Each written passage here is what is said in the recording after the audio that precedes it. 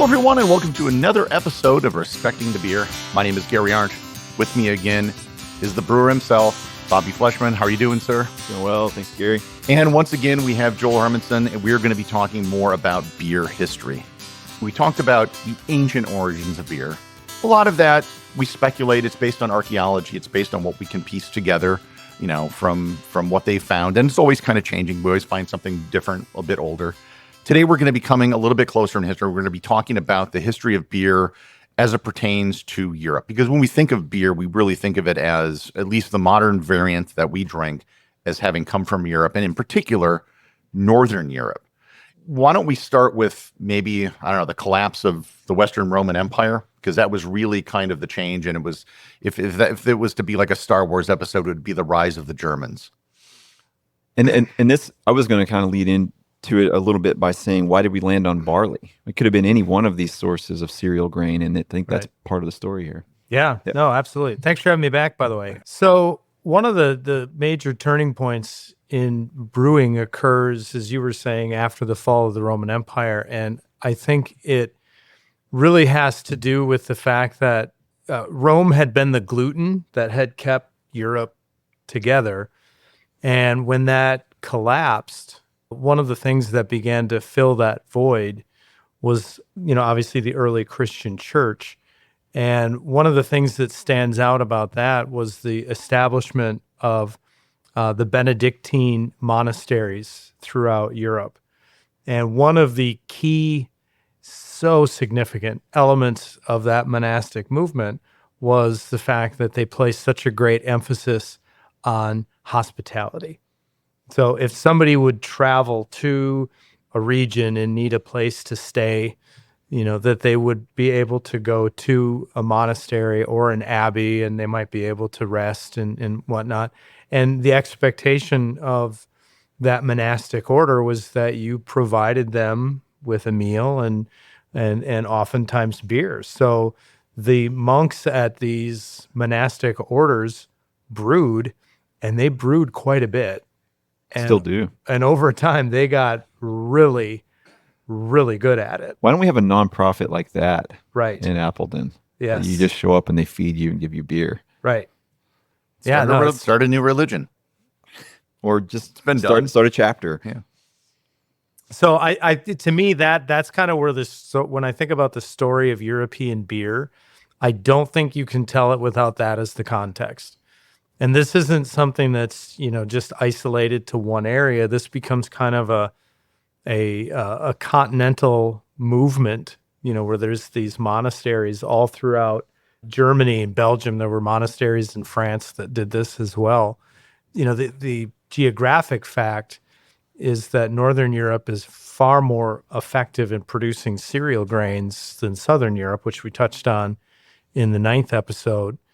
And, when you kind of put these two forces together, it's pretty easy to see, if this was a Star Wars crawl and we're talking about the origins of beer, that's the first thing that's going to be rolling down that crawl, is that, these monasteries were places that produced beer for the extension of hospitality. In a previous episode, we started talking about the different types of beer, lagers, pilsners, things like that. These monasteries were spread out all over. How much did they have to do with the creation of the different types of beers that arose? Well, for that, I think we can actually thank the Vikings.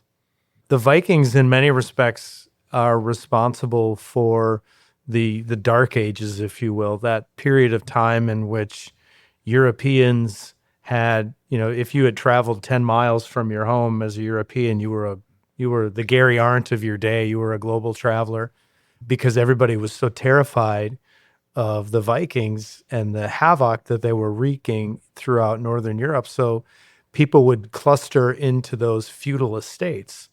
Well, each feudal estate had its own brewery. Each feudal estate had its own brewing system, its own brewers. They had grain production. They used their own recipes. They used their own what was called gruit, which was kind of that bag of aromatics that they would use to before hopping was right. the preferred. Right. So I think every region of Europe was kind of forced to develop independently. And again, to me, that's always one of the cool stories of beer is that you have two regions adjacent to each other producing, totally different beers. The story, and this is getting way ahead of ourselves, but the story of Kolsch beers and alt beers, produced just a short distance away. And they have fantastically different opinions about each other, or yes. the same but opposite. Yeah. Yes, and they're both excellent and fabulous. Yeah. So I think all around Europe they developed their own brewing persona based on what they could do locally. And for some people that was, using blueberries and raspberries in the beer as a sweetening agent, and some parts it maybe was using early hops. We're going to talk more about our favorite Benedictine abbess, Hildy, I would imagine, in a few minutes. But everybody had developed their own persona. I should say on that, I was in Cologne once and saw on the wall a cartoon. I couldn't read it, but I could understand what it was saying. And it was a cartoon of someone having drank an alt beer and pissing it out into a latrine. And that would have been or maybe I had this in reverse. I've seen the graphic, but it was Dortmund. It was a Dortmund. That's right. Yeah. In any case, they were 10 miles away and they had this attitude about their neighbor's beer. Yeah. And I think that attitude starts in feudalistic Europe, where people developed very localized identities in a variety of ways. I mean, and Gary, you would know more about this than any of the three of us would, but even in languages in very short distances around Europe, there's look at England. In England, you go 20 miles down the road, people speak a different accent. Whereas in the United States, our accents have become largely homogenized. Even the Southern accent is kind of dying out in a lot of places, or it's not as strong because we've had so much movement of people. A lot of the country grew in an era of rapid communications, which didn't exist in medieval Europe. Things were very cordoned off from each other. So it's not a surprise that you would see different, brewing traditions develop, as well as different linguistic traditions. My question back to you guys would be, there's kind of a beer, this we've mentioned it before, the Reinheitsgebot. This is the purity laws. And so there are these things which are kind of considered to be a pure, real beer. But as you noted, traditionally, every place had their own thing that they put in their beer. So, I know you make some beers that basically are the, malt, yeast, hops. It's very straightforward. But then, I was here yesterday, you had a watermelon gosa, which is probably not something that would meet the purity laws. You wouldn't find those ingredients in the same place. But, assuming they did grow watermelons. Yeah. If we go back far enough, it is probably something they might put in, right? A beer, right? Do we have any recorded recipes from that period for any of these? Yeah, the monks were really good at record keeping. They are still, and if you fast forward to Germany and England, in fact, maybe we should give some context. What era are we talking about when we're talking about these monasteries? These are really starting in about the 7th century. Okay, so we're looking at pretty much 1,000 years of this before we get into this industrial age of brewing. Right. But bookkeeping was still extremely important in those times. And like Joel says, they're not cross fertilizing, pollinating, and they're not getting outside of their lane so much for so many hundreds of years. I haven't laid my own eyes on them, but these books exist. The monks keep them for hundreds and hundreds. Well, and one of the reasons they would have to, these monasteries are brewing some, significant amounts of beer. And if you are, and I don't want to call this industrializing beer, but if you're amping up your production to this level, just for the ease of doing it, you have to write things down. And they were making. You have to be systematic about it. Yeah, exactly. And they were making beer for the communities, 3% beers, 2.5% beer. They're called table beers. Mm-hmm. They have certain gravity to them, and that constituted a pretty good amount of their volume. Still does today, but definitely back then. And Charlemagne made there was a law in Germany. Karl der Grosser, Charlemagne, had a law that every estate had to have a brewery. Just to kind of speak to the volume of beer that's being produced, and undoubtedly the record keeping and the taxation that was happening across this really unique network of beer. It's kind of exciting to talk about and think about. Yeah, and in France you had saison, agrarian culture there, farmhouse ales. Let's talk about Hildegard of Bingen. You mentioned her. She was the abbess. She did a whole bunch of things beyond just beer. But one of the things she did, it was the first mention, I think recorded mention, of the use of hops in beer. Yes. How did that revolutionize beer making? I mean, obviously we're still doing it today. So I think one of her things, she was really big on the medical side of hops. Like, she thought it was an antibacterial. And this is still a point in which Europe is wrestling with outbreaks of disease periodically. This is the pre-Black Death period, but they're still being afflicted by a number of different, disease vectors. And to put this out there as an antibacterial or, a remedy for things was absolutely vital. But then it also has preservative qualities. Right. All of these we brought up boiling, we brought up alcohol, and now we're talking about hops. And really the hops come into play because they keep your beer from going sour. So if largely because the bacteria that caused that could not survive that level of bitterness, the acids that are associated with that. But yeah, she would have recognized that there's a flavor stability component here, apart from the other factors that makes beer so potable. Hildegard lived in the 12th century. And so you talked about the early monastic orders. There was a period of time for several centuries where women were largely involved in beer production in many places. I don't know if you've heard the story, but they would often sell their wares at a market, and to get people's attention, they would wear pointed hats. And supposedly, I think there's been some debate about this. This is where the idea of a witch came from. Sitting over a cauldron, that was actually be, a brewing vat.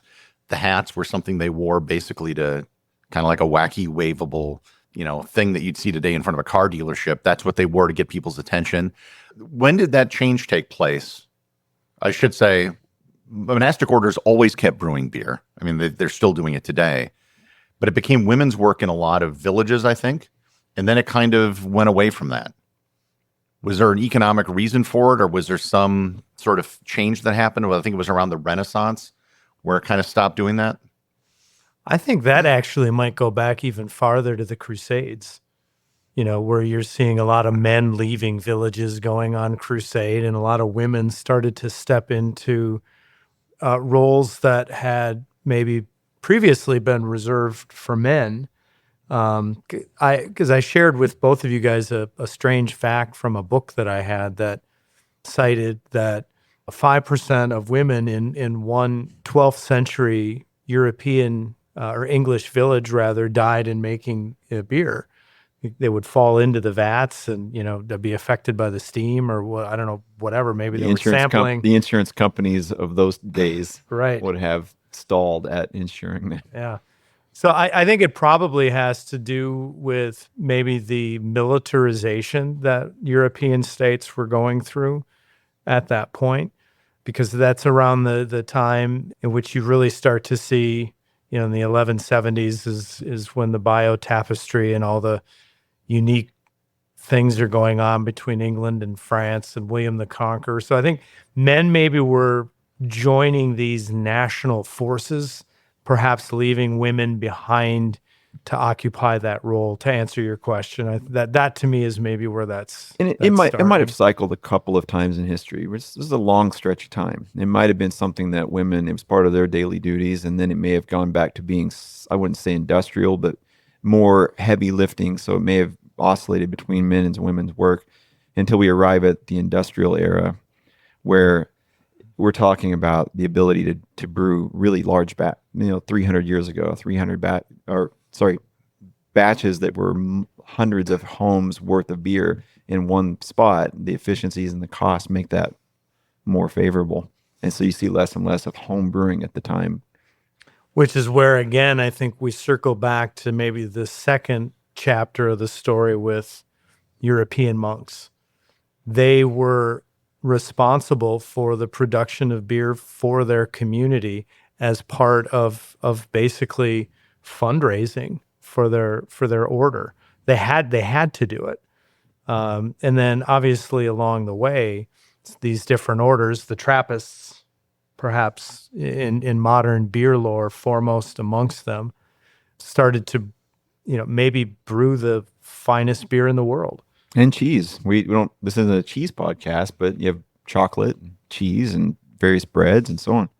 Cheese has, just to go off, track for about a minute, cheese has kind of a similar origin to beer in that it was largely made by accident.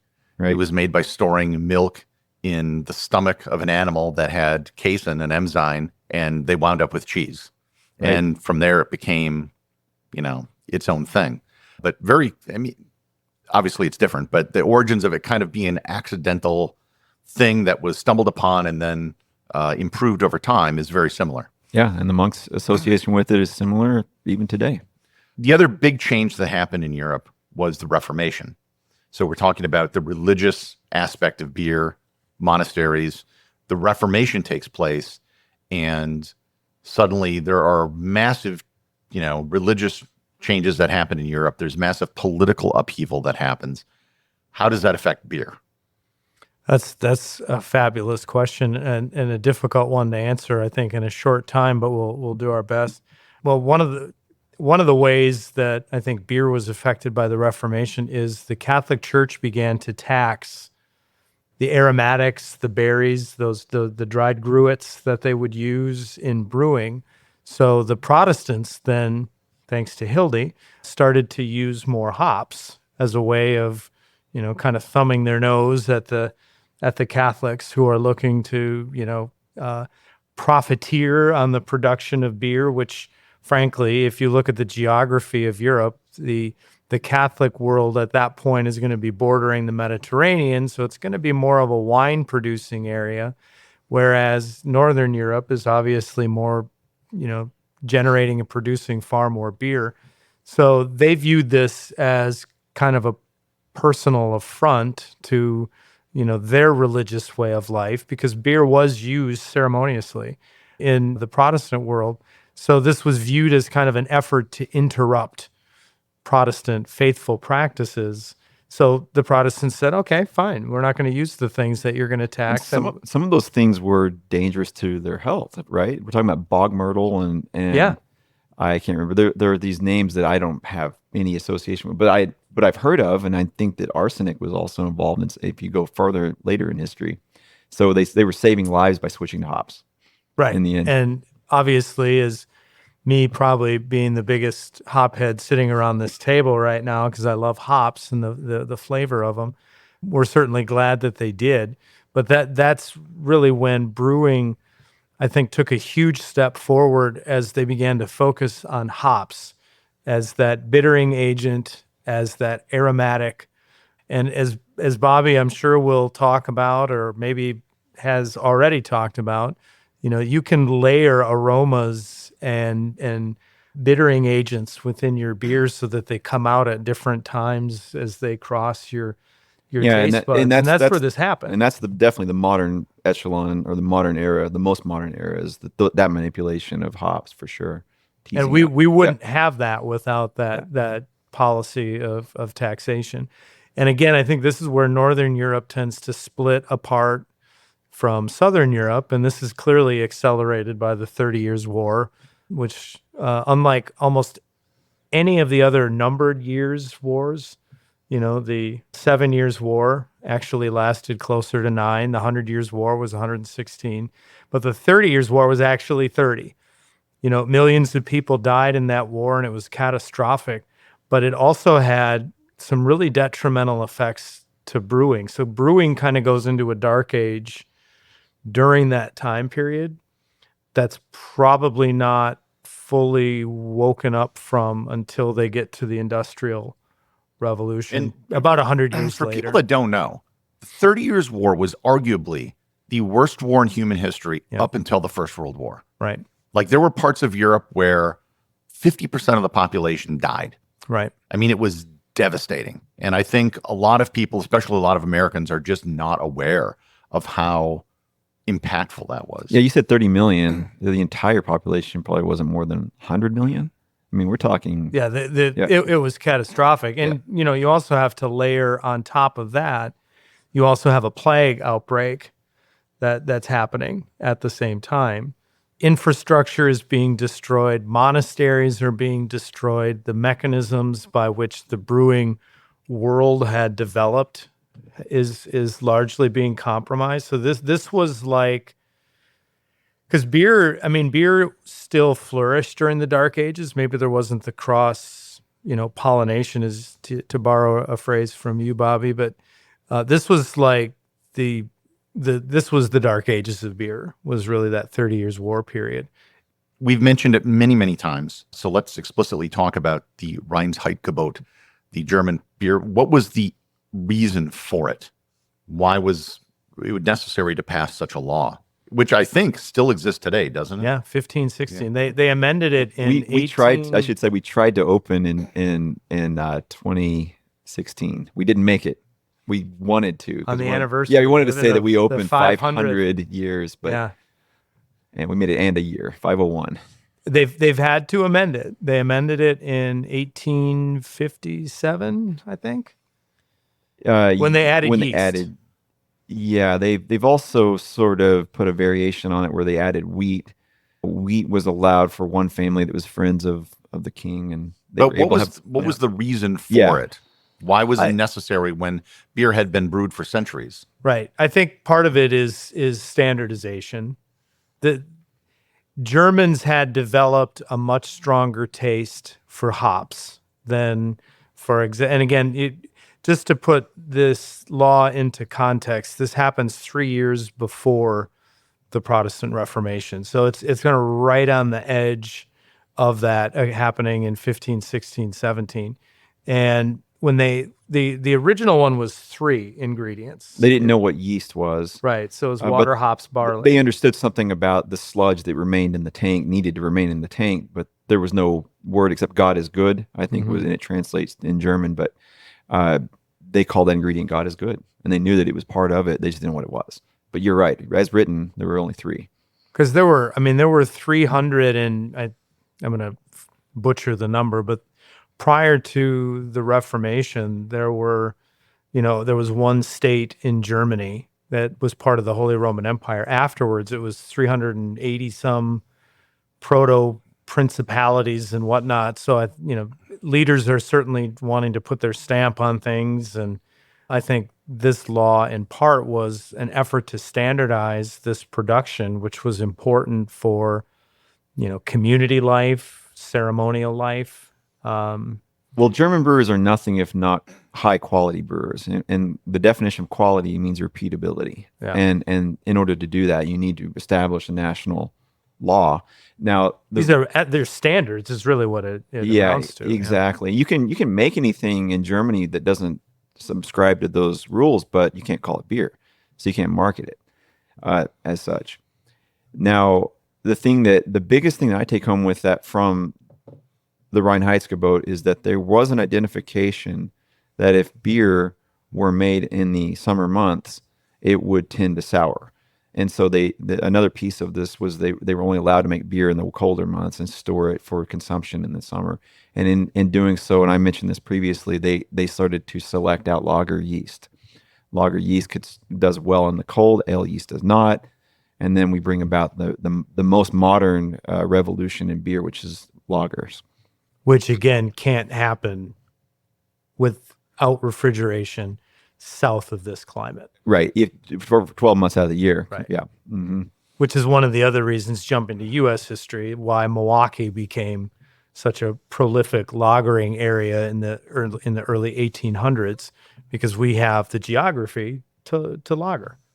Before we get to that, let's talk about a transition as you get into the 16th century, the 17th century. You see European expansion into the Americas, different parts of the world, and they bring with them beer and brewing. obviously probably too bulky and difficult to, transport beer across the sea, although sailors did drink. I think they had ale was one of the things that they were often given as part of their daily allotment. Quite a bit, actually. I think it's like a gallon a day. Yeah, and ale probably wasn't hopped. The definition is probably more like a gruit. Something else was using the spice. Yeah. So were there any changes that happened to beer as they spread throughout the world? I think the bigger changes after that Columbian exchange in beer happened on the western side of the Atlantic.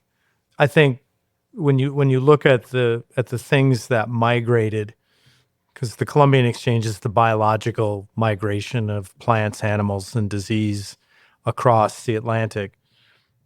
The migration of barley went from Europe to the Americas. There were wildly grown hops here in the Americas. I think that's probably where we're going to see the biggest change, because European hops, are different from American hops, just because hops are so dependent upon the soil in which they're grown and the alpha acids from the area that they're produced. But what that change is probably a long time, in the making. In fact, I don't think Europeans, because Europeans are not IPA people. They're not, brewing with a lot of Cascades and Centennials and Simcoes and Right. Yeah. Generally, they're sticking with their practices. Yep. But even if you look at early, Mexican beers, everybody talks about like, Corona and Modelo, et cetera. Like the Modelo Negro is a Vienna lager. Right. For the most part, it's just using a different grain base. In this case, it's using corn. So I think the Atlantic world on the western side, so the Americas, they're the ones that are being more affected by it. They're being introduced to beer. And, this is going to transition us into, if we can do another show, we could definitely do one on the American side of things. I'd love to come back and talk with you about that. All right. I think that's good for now. Until next time, make sure to join our brand new Facebook group where you can talk to other beer aficionados as well as the other guests and hosts of the podcast. And until next time, join us for another episode of Respecting the Beer.